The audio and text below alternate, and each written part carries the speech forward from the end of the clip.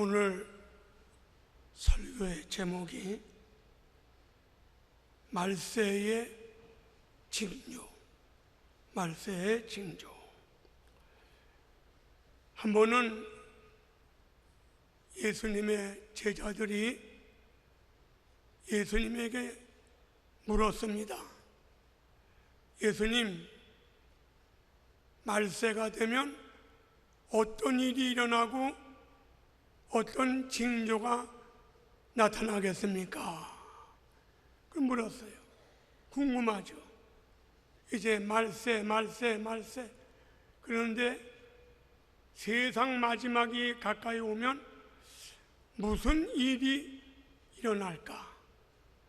어떤 징조가 보일까?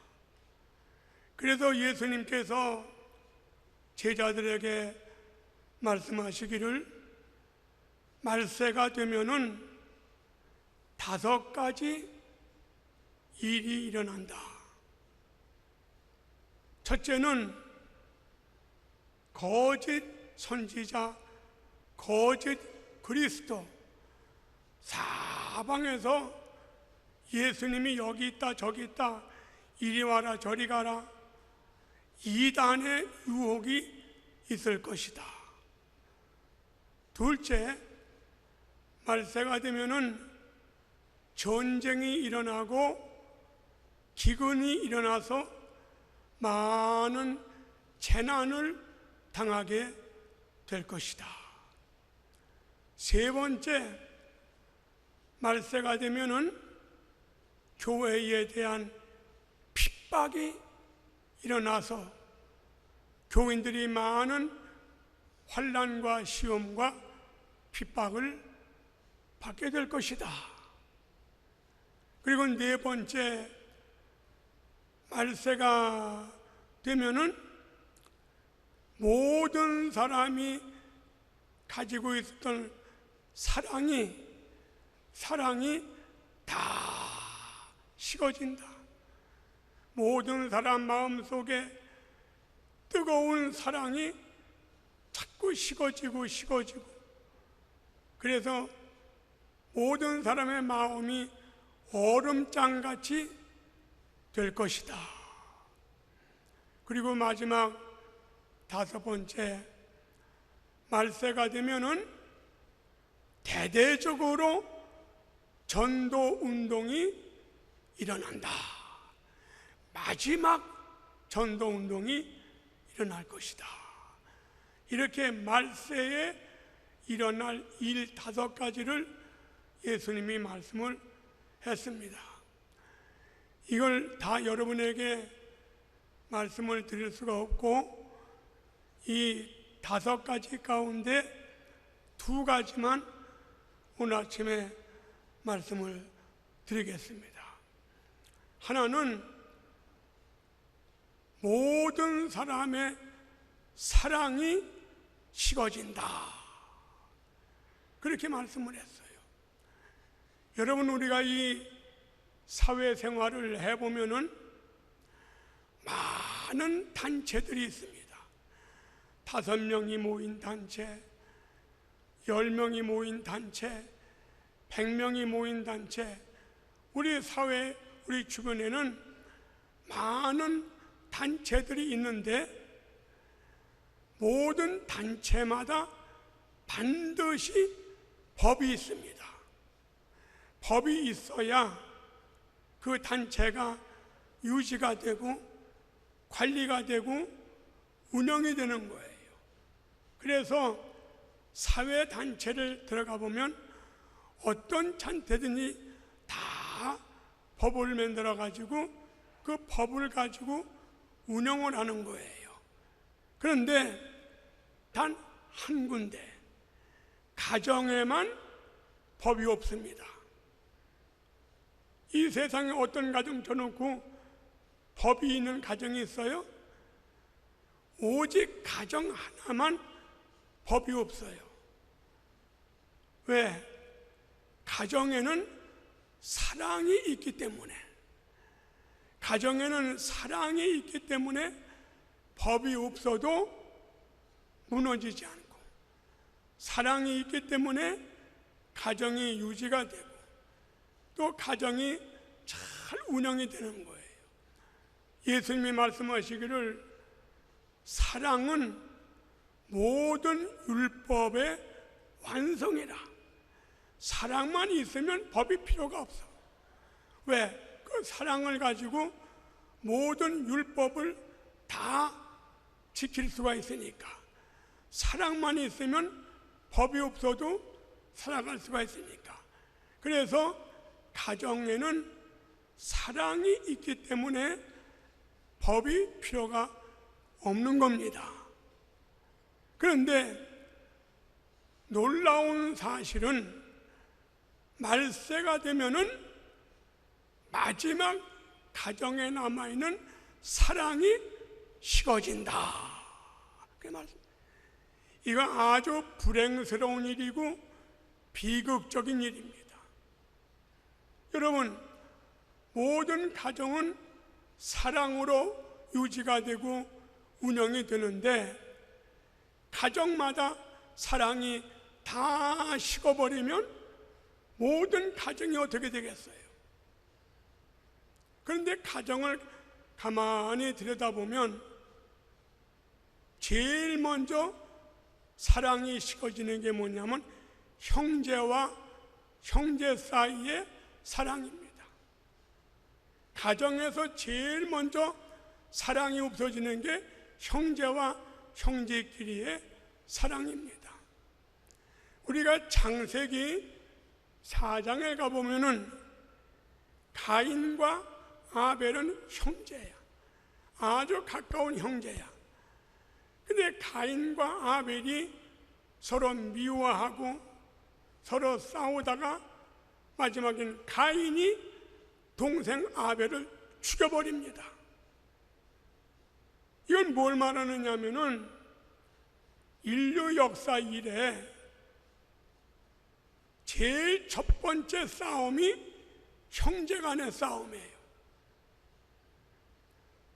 인류 역사의 최초의 살인은 형제가 형제를 죽이는 겁니다.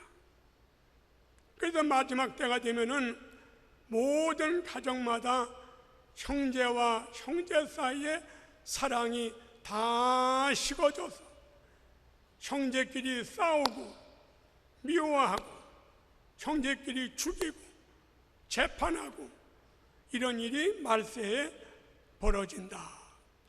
그래서 잠언 27장에는 10절에 말하기를 너희가 환난이 오면은 형제의 집으로 가지 마라. 환난을 당할 때 형제를 찾아가지 말라. 중요한 얘기입니다. 왜? 먼 형제보다는 가까운 이웃이 더 낫다. 이제 이런 일들이 말세에 벌어지는 거예요. 두 번째, 무슨 사랑이 식어지느냐? 말세가 되면은 부모와 자식 간의 사랑이 식어진다는 거예요. 이것도 아주 놀라운 일이죠. 왜냐하면은 부모가 자식을 사랑하는 것은 본능이야. 그건 본능적으로 사랑하게 돼 있어. 또 자식은 부모를 사랑하게 돼 있습니다. 이건 본능이란 말이에요. 그런데 말세가 되면은 부모와 자식이 싸우고 미워하고 심지어는 죽이는 일까지 생긴다. 그렇게 말씀을 했습니다. 이 근래 우리들이 신문이나 뉴스를 볼 때마다 깜짝 놀라는 거야. 아니, 부모가 자식을 죽여. 어떻게 자식이 부모를 죽입니까? 이거는 상식적으로 이해할 수가 없는 거예요. 그러나 세상 마지막이 되면은 본능이 없어지고 부모가 자식을 죽이고 자식이 부모를 죽이는 이러한 아주 비극적이고 불행한 일이 생긴다는 거야. 그리고 세 번째 말세가 되면은 부부 간의 사랑이 다 식어지는 거예요. 제가 통계를 보니까 이혼하는 사람의 통계가 나와 있어. 근데 이혼을 제일 안 하는 게 20대야. 20대 부부는 75%가 만족하게 산다는 거야. 왜? 20대는 사랑밖에 몰라. 사랑에 눈이 어두워. 그러니까 좋든 나쁘든 그냥 사랑으로 엎어져서 사는 거야. 20대는. 그래서 20대 부부는 이혼이 제일 적다는 거예요. 그런데 이혼이 제일 많은 세대가 50대래요. 이 50대 부부는 20대는 75%가 만족하게 사는데 50대는 45%가 밖에는 만족을 느끼지 못한다는 거야. 그러니까 반 이하가 그냥 사는 거야. 억지로 사는 거야. 싸우면서 살고 미워하면서 살고. 그래서 20대가 이혼이 제일 적고 50대가 이혼이 제일 많다. 이런 통계가 나오는 거예요. 그래서 예수님 말씀이 말세가 되면은 사랑이 식어져. 어떻게? 형제 간의 사랑이 식어지고 부모와 자식 간의 사랑이 식어지고 말세가 되면은 부부 간의 사랑이 식어진다. 그러니까 결국은 말세가 되면은 모든 사람이 사랑을 잃어버려. 사람의 얼굴을 가진 동물처럼 살아가는 세대가 말세되는 거예요. 예수님의 말씀도 우리가 알 수 있지만은 우리 주변에 보면은 이렇게 형제 간의 사랑이 식어지고 부모와 자식 간에 멀어지고 부부 간의 사랑이 식어지는 것을 얼마든지 볼 수 있어요. 그러니까 얼마나 불행합니까? 우리들은 사람이지만은 짐승처럼 살아가는 거야. 짐승처럼. 그래서 요한계시록에 보면은 소아시아 지방에 7개 교회가 나옵니다. 근데 그 7개 교회를 하나씩 진단을 하는 말씀이 나오는데 그 에베소 교회라고는 교회가 있어. 예수님께서 에베소 교회 교인들을 향하여 책망하시는 거야. 뭐냐? 에베소 교인들아, 너희들은 처음 사랑을 다 잃어버렸구나. 처음에는 너희들의 가슴이 사랑으로 그렇게 뜨거워지고 사랑에 넘치고 그게 다 잃어버렸다는 거야. 그래서 너희들은 그 처음 사랑을 어디서 잃어버렸는지, 어떻게 하다가 잃어버렸는지 회개하고서 처음 사랑을 다시 회복해라. 그렇게 말씀을 했어요.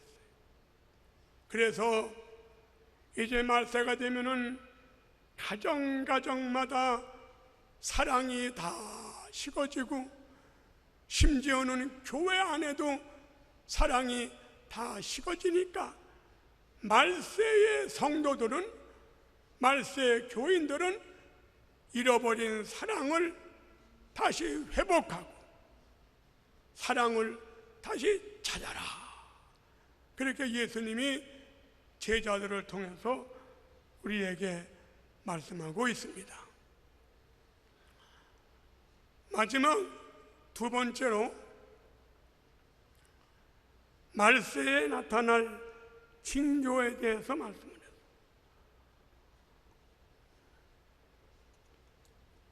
이제 말세가 되면은 어떤 일이 벌어지느냐? 이젠 마지막 전도 운동이 일어난다는 거야. 온 세계적으로 모든 민족이 말세가 되면은 전부 다 전도하는 데 동원이 되고 전도하는 운동이 일어난다. 그래도 우리가 누가복음에 보니까 예수님께서 제자들에게 이렇게 얘기를 했어요. 말세가 되면은 어떤 현상이 벌어지느냐? 롯과 같은 현상이 벌어진다. 롯의 시대와 같은 시대가 된다. 세상이. 그건 무슨 말이냐면은 이제 하나님이 마지막에 소돔과 고모라 성을 불로 심판하는 거예요. 이제 마지막 불로 심판을 하는데 그 나름대로 이제 종말이죠. 말세죠. 그때 하나님께서는 마지막 심판을 하시기 직전에 한 생명이라도 더 구원하시려고 소돔 고모라 성을 불로 심판하시기 전에 롯을 불러서 하나님이 말씀하시기를 이제 곧 소돔 고모라 성이 망할 테니까 우선 너는 너희 가족들에게 전도를 해라. 그래서 롯이 자기 사위를 찾아갔어. 사위를 붙들고서 곧 세상 종말이 오고 하나님의 심판이 올 테니까 너희들은 하나님 앞으로 나와라. 하나님 앞으로 돌아와라. 이제 세상이 끝난다. 이렇게 장모가 전도를 했어. 그랬더니 롯의 사위들이 피피 웃으면서 에이 그런 게 어딨냐고. 멀쩡한데 무슨 심판이 오냐고. 세상이 멀쩡한데 무슨 종말이 옵니까? 그건 농담하지 말라고. 아무리 롯이 전도를 해도 사위는 피피 웃으면서 농담으로 비웃고 안 받아들이는 거야. 얼마나 속상합니까? 하나님은 전도하라고 롯의 등을 밀어서 보내는데 가서 전도해 보면 비웃고 농담으로 듣고 그따위 소리 하지 말라고 그러고 받아들이지 않는 거야. 그래서 마지막에는 하나님께서 롯 보고 그러면 너희 사위는 놔두고 내 아내에게 전도하고 내 딸들에게 전도를 해라. 그래서 롯이 사랑하는 아내를 붙들고서 전도합니다. 이제 하나님이 곧 심판하셔. 소돔 고모라 성이 불바다가 될 거야. 하나님 앞으로 돌아와야 돼. 아내를 보고 전도합니다. 딸들을 보고 전도합니다. 그래서 전도할 마음이 없어. 그래서 하나님은 전도하라고 그랬지만은 전도하지 아니하고 우물쭈물 지체하고 핑계대고 이래서 안 하고 저래서 안 하고. 그러니까 다시 하나님께서 롯 갖고는 안 되겠다. 사위한테도 전도 못해. 아내에게도 전도를 못해. 딸들에게도 전도를 못해. 그래서 그 다음에는 하나님께서 천사를 내려보냈어. 천사를 보내면서 하시는 말씀이 롯의 가족들을 손을 잡아서 끌어내라. 강제적으로 해라. 안 받아들이면 손을 잡아 끌어내라. 멸망의 구덩이에서. 예수님께서 누가복음 14장에서 마지막 때가 되면은 롯의 때와 같은 현상이 벌어진다. 나는 우리 교회가 이제 120년 역사가 됐습니다. 제가 39년을, 약 40년을 우리 교회에서 봉직을 했습니다. 내가 40여 년 이 교회를 봉직하면서 우리 교회 120년 역사에 가장 중요한 역사가 전도의 역사입니다. 이 주변에서나 한국 교회에서는 교회마다 평가를 하죠. 저 교회는 어떤 교회, 저 교회는 어떤 교회. 그런데 이 지역이나 한국 교회가 계산중앙교회를 평가할 때는 첫째가 전도하는 교회예요. 그렇게 알려져 있습니다. 전도하는 교회, 전도 잘하는 교회. 근데 우리 교회가 마지막 이 전도 운동이 일어난 것이 1980년이에요. 그때에 1년 교회 표를 문이 열리는 교회, 39년 전 얘기를 하는 겁니다. 39년 전에 우리 교회 표가 문이 열리는 교회, 전도의 문이 열리는 교회. 그래서 1980년도 1월 첫 주일날 설교의 제목이 전도의 문이 열리게 해달라. 그래서 그날 문이 열리는 교회라고는 제목을 가지고서 뜨겁게 설교하면서 제가 교인들에게 애원을 했습니다. 1980년도에 기도의 문이 열리든지 축복의 문이 열리든지 전도의 문이 열리든지 우리 교회의 문이 열리게 해달라고 기도하고, 그리고 우리는 전 교인이 전도의 문이 열리게 해달라고 기도하면서 전도하자. 그래가지고 39년 전 1980년도에 드디어 우리 교회가 120년의 역사에 가장 중요한 전도의 문이 열리기를 시작을 했습니다. 그래서 그때 주보를 보니까 1년 동안에 전도해서 새신자가 1053명이 들어왔어요. 거짓말 같은 얘기죠? 그의 1년 동안에 1053명을 여러분들이 다 전도해 온 거예요. 이건 기적과 같은 일입니다. 정말 전도의 문이 열렸어.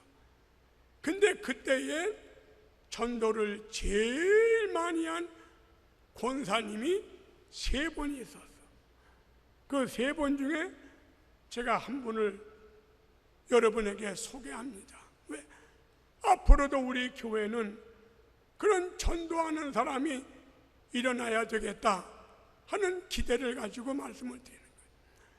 이분은 39년 전에 우리 교회 다니던 분들은 다 기억하겠지만은 유별순 권사라고는 권사예요.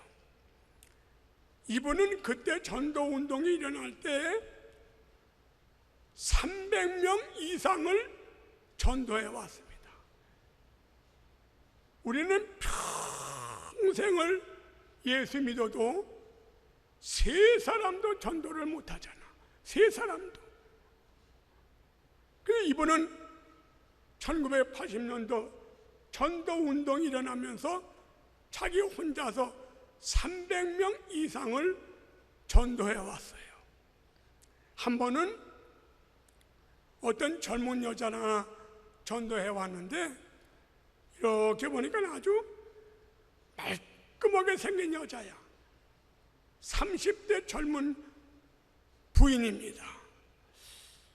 아니 어떻게 저런 여자가 유별선 권사한테 끌려 나왔을까? 가만히 인상을 보니까 남편 말도 안 듣게 생겼고 시어머니 시아버지 말도 안 듣게 생겼어. 얼마나 뺀뺀하게 생겼는데, 근데 어떻게 저렇게 아무것도 모르는 우리 유공사한테 끌려서 교회까지 왔을까? 너무너무 이상한 거야. 누구 말도 안 듣게 생겼어. 그래서 내가 물어봤어. 권사님, 그 사람을 어떻게 전도해 왔어? 5층 아파트에 살아. 5층 아파트. 엘리베이터가 없는 5층 아파트에. 근데 찾아가서 전도를 했대. 그래가지고는 5층 아파트 그 집을 11번을 전도를 간 거야. 11번을. 또 어떤 데 가면은 알았어요. 그리고 들어오지도 못하게 밀어내고, 어떤 데는 면박을 주고 핀잔을 주고, 어떤 데는 문도 걸어 잠그고. 근데 11번을 음식 차려놓고 오라고 하는 집도 11번 가기 어렵잖아요. 시려하는 집, 오지도 못하게 하는 집, 말도 못 붙이게 하는 집, 문 걸어 잠그는 집을 어떤 때는 손주까지 얻고 11번을 찾아간 거야. 그러니까 이 사람이, 아니 도대체가 교회가 뭐 하는 데인데 저렇게 나와서 그럴까? 그래서 11번 찾아가서 남편은 검찰청에 다녔어. 그 사람을 전도해 온 거야. 그런 식으로 해서 300명 이상을 전도해 온 겁니다. 여러분, 150명 모이던 우리 교회가 몇천 명이 모이게 된 것이 저절로 된 게 아니야. 우리들 같으면은 한 사람도 전도하지 못하자. 근데 65살 됐을 때에 유권사님이 날 찾아오더니, 목사님, 난 미국 가야 돼. 왜요? 우리 딸이 오래. 아니 권사님은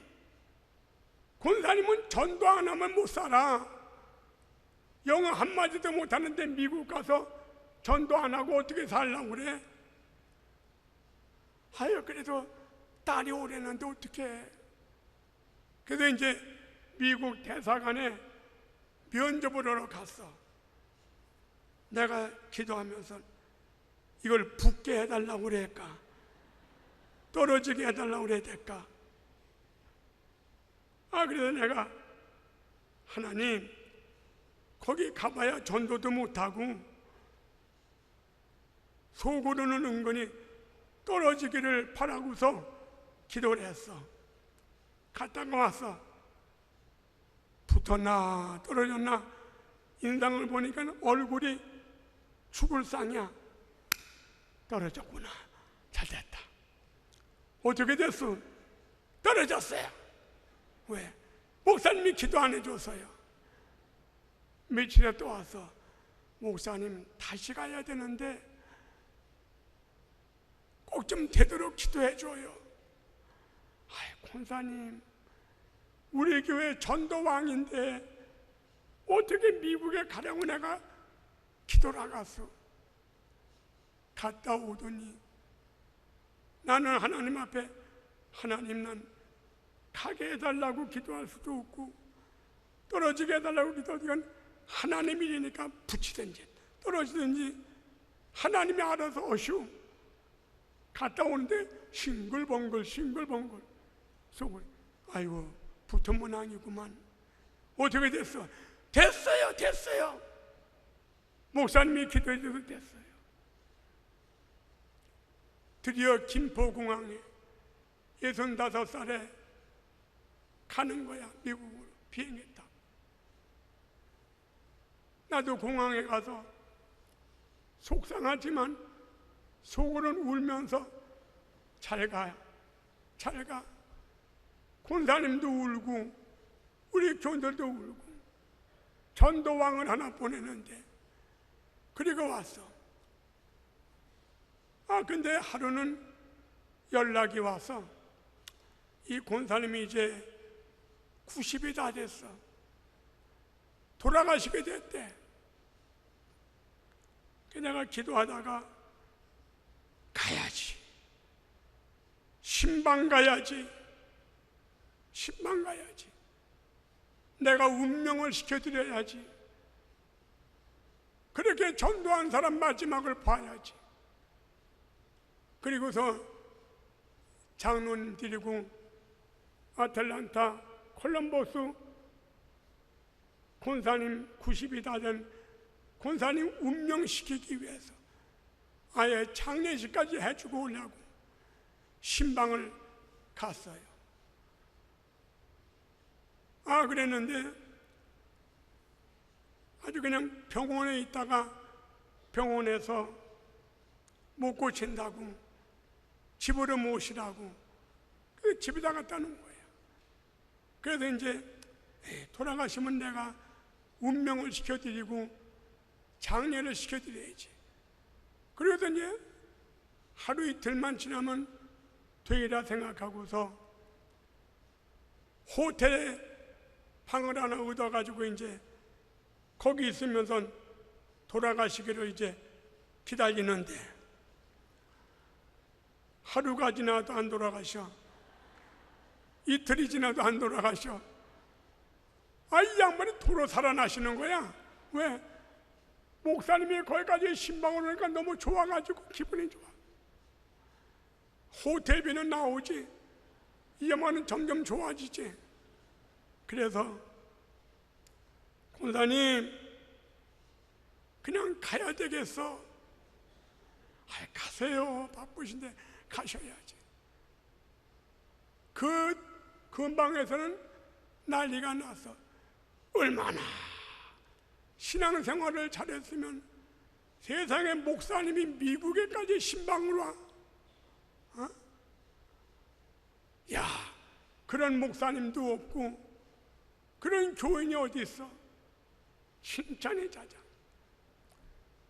둘러앉아서 마지막 예배를 드리고 권사님 나 갈게. 권사님도 울고 우리도 울면서 하늘나라 가서 만나. 그리고 빠이빠이 하고선 한국으로 돌아왔어. 돌아오고 난 다음에 소식을 듣자니까 이야, 이 양반이 65살에 미국에 가가지고 전도 안 하면 못 견디는 거야. 우리 교인들 가운데는 전도하려면 힘들고 전도하려면 못 견디고 귀찮고 전도 안 하면 편안하고, 이 권사님은 전도를 해야 마음이 편안해. 전도 안 하면 마음이 괴로워. 근데 미국에 갔는데 맨 미국 사람들이니까 영어를 알아야 전도를 하지. ABC도 모르는데. 그래서 사위한테 물었어. 야, 여기는 한국 사람이 없냐? 예, 이 동네는 없어요. 그런데 여기서 조금만 가면요 미군 부대가 있어요. 근데 그 미군들이 국제 결혼해가지고 한국 여자하고 사는 사람들이 있어서 그 미군 부대의 PX에 물건 사러 한국 여자들이 온다는 거야. 거기 가면은 만난다는 거야. 야, 그럼 나 아침 먹고 나 차로 태워서 미군 부대 앞에 갖다 내려달라고.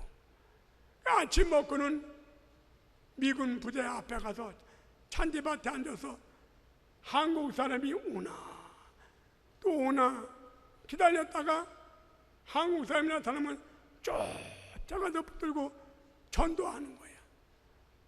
매일 아침마다 사위가 부대 앞에 갖다 내려다놔. 그 미군 부대 경비가 헌병이 당신 도대체 뭐하는 사람이냐. 매일 아침마다 부대 앞에 와서 이러고 앉았는데 뭐 하는 사람이야? 가라고.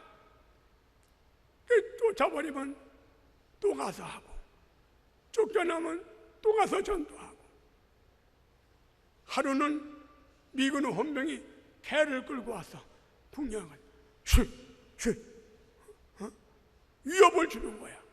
개가 막 짖고서 물라고 그러는 거야. 그렇게 해서 쫓아내고 그런 가운데 거기 가서 전도해가지고 교인이 70명이 됐어. 거기 교회가 없잖아.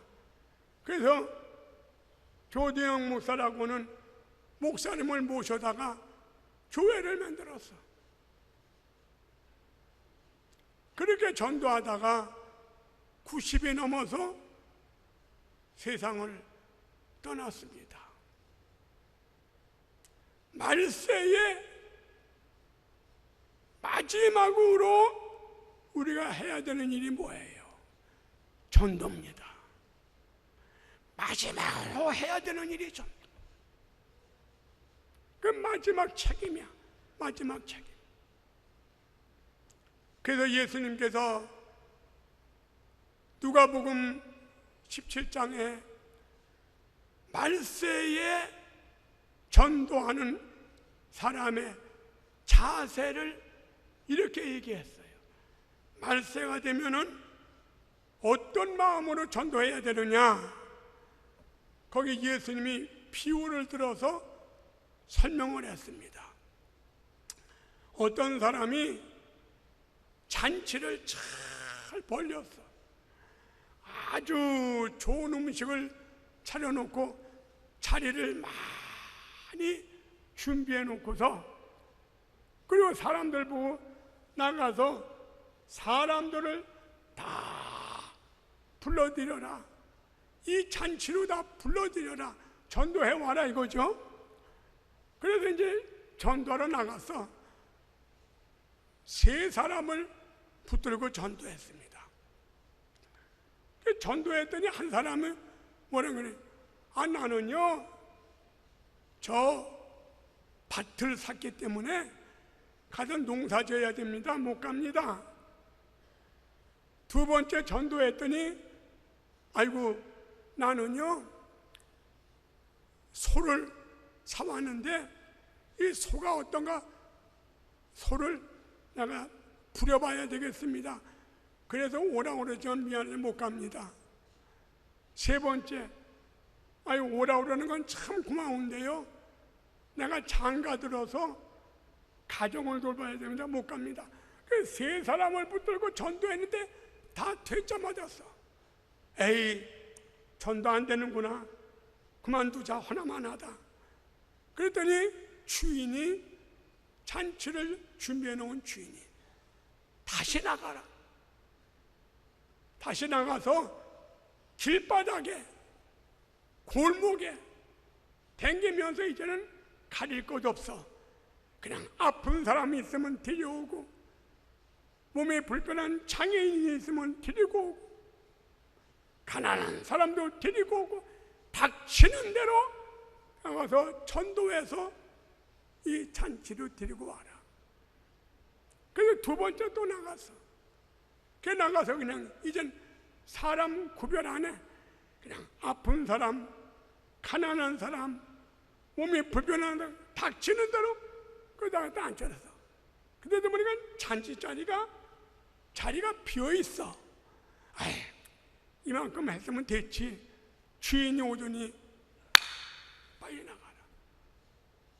다시 나가서 강권하여 강제적으로 끌어다가 이 자리를 다 채워라. 이젠 동네가 아니라 산에도 가, 산에도 길거리로 댕기면서. 그래서 3번째 나가서 산동네로 울타리로 댕기면서 강권하여 강제적으로 전도를 나간 사람이 믿겠습니까? 안 믿겠습니까? 물어보는 거 아니야. 사정하는 게 아니야.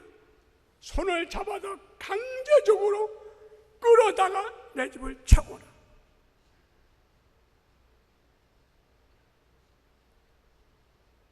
마지막 때는 시간이 없어. 기회가 없어.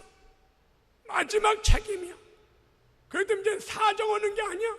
그냥 잡아다가 끌어다가 내 집을 채워라. 그런 자세로 전도를 해야 된다는 거예요. 우리에게 주어진 마지막 책임이 뭡니까? 말세가 되고 예수님 오실 날이 가까이 오고 우리가 하나님의 심판대 앞에 설 날이 가까이 왔는데 마지막 책임이 뭐야? 나는 새벽에 일어나서 새벽 기도 나오면 눈을 감으면 아이고 하나님 감사합니다. 뭐 이것 주시 저것 주시가 아니라 눈을 딱 감으면 아이고 하나님 감사합니다. 왜? 나에게 생명을 주셨습니다. 내 생명을 주셨습니다. 여러분, 내가 39년 동안에 우리 교회에서 장례식을 한 500명을 했습니다. 500명. 그런데 왜 하나님이 나를 안 데려가시고 뭐하러 나에게 이렇게 귀한 생명을 천하를 주고도 바꿀 수 없는 이 생명을 오늘도 왜 주셨습니까? 생명의 주인 되시는 하나님이 나에게 생명을 주셔서 오늘 하루도 또 이렇게 살게 됐네요. 아이고 감사합니다. 내 생명을 주셔서 감사합니다. 감사합니다. 그 다음에 두 번째 나오는 기도가 아유 하나님 건강을 주셔서 감사합니다. 왜? 생명이 있어도 건강이 없으면 새벽 기도 어떻게 나와? 집에 들어놓았어야지. 나에게 건강을 주셔서 새벽에 교회까지 오게 해주셔서 아이고 감사합니다. 감사합니다. 그리고 세 번째, 하나님 생명이 있고 건강해도 믿음이 없으면 새벽 기도를 어떻게 나와? 새벽 기도 나올 수 있는 믿음을 주셔서 감사합니다. 이 세상에는 생명을 주셨는데 새벽 기도 안 나와. 건강을 주셨는데 안 나와. 왜? 믿음이 없으니까. 건강은 있어, 생명은 있어, 믿음이 없으니까 안 나와. 그래서 나는 새벽 기도 나가면 아이고 내 힘으로는 1시간도 연장을 못해. 생명의 주인이 되시는 하나님이 나에게 생명을 주셔서 감사합니다. 예수님이 부르시면 가는 건데 또 주셨습니다. 오늘도 또 주셨습니다. 건강을 주셔서 아이고 교회까지 걸어오게 해주셔서 감사합니다. 믿음 주셔서 새벽 기도 나오게 해주셔서 감사합니다. 나는 빚을 졌어. 하나님에게 빚을 졌어. 왜 나에게 생명을 주십니까? 왜 나에게 생명을 주십니까? 이거는 내 마음대로 늘릴 수 있는 게 아니야. 내 생명은 누가 갖다 주는 것도 아니야. 생명의 주인이 되시는 하나님이 주셔서 내가 이 생명을 받아가지고 있어요. 생명을 주신 빚을 졌어. 건강하니까 아이고 건강에 대한 빚을 졌어. 아침에 점심에 밥상은 이렇게 들여다보면 아이고 감사해요. 어떻게 이렇게 맛있는 음식을 한 끼도 거르지 않고 왜 날 먹이십니까? 아니, 뭐 하려고 날 밥을 먹이십니까?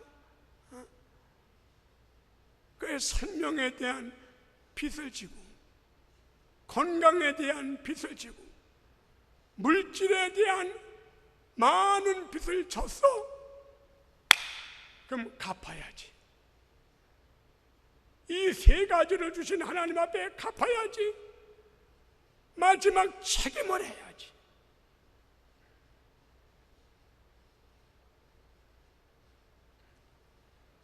여러분, 우리가 마지막 해야 될 책임이 뭡니까? 우리의 빚을 갚아야 돼. 사도 바울은 뭐라고 그랬죠? 전도자 사도 바울은, 나는 헬라 사람에게 빚을 졌고, 어리석은 자들에게 빚을 졌고, 유대인들에게 빚을 졌고, 모든 사람에게 전도해야 된다고는 나는 빚을 진 사람이야.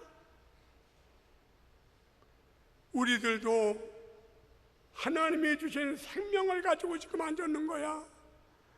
오늘 저녁에도 하나님이 걷어가시면 가는 거야. 여러분 마음대로 하는 게 아니야. 다 생명의 빚을 졌지. 건강하잖아. 건강의 빚을 졌어. 믿음 주셨잖아. 그러면 이런 거 받아가지고 뭐해? 뭐해? 우리는 마지막 전도의 빚을 졌어.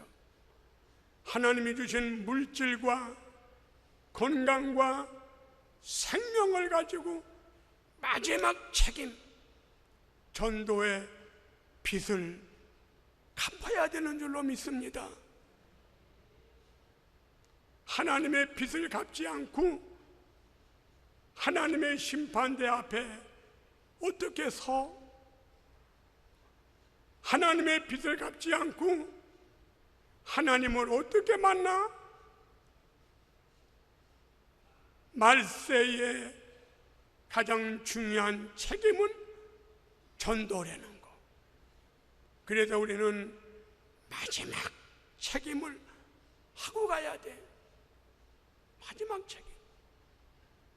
그래서 예수님이 말세에 일어날 일을 5가지 말씀을 했는데, 그 중에 사랑이 식어지리라.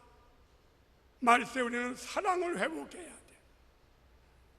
말세가 되면은 모든 사람이 마지막 전도하는 운동이 일어날 것이라.